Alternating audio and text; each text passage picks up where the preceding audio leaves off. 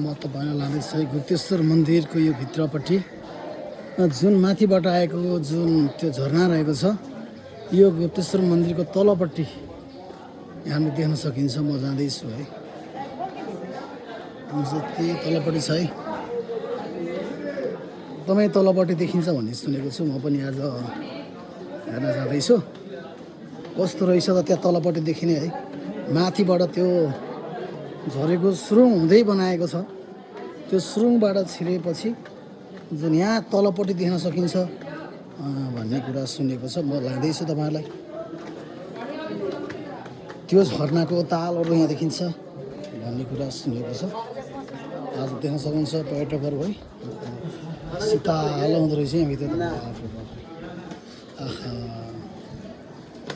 आनन्द छ है, देख्न सक्नुहुन्छ है, यस्तो अद्भुत होला है। यस्तो यहाँको ओहो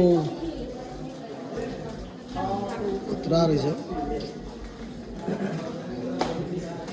सबै यहाँ इन्डियनहरू एकदमै हुनुहुन्छ, पानीले अलिक पानी सुहाउँदो रहेछ है। अझै तलै रहेछ। ओहो लाँदैछु है, तलपट्टि देखिन्छ भन्ने चिप्लो चिप्लो रहेछ है धेरै। हातले सेकिरा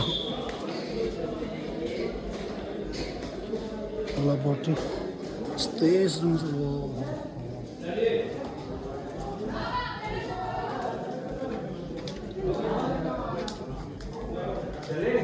लाँदैछु है। अब यहाँ तलपट्टि कहाँ रहेछ त त्यो माथिबाट आएको पानी यहाँ तल देखिन्छ भन्ने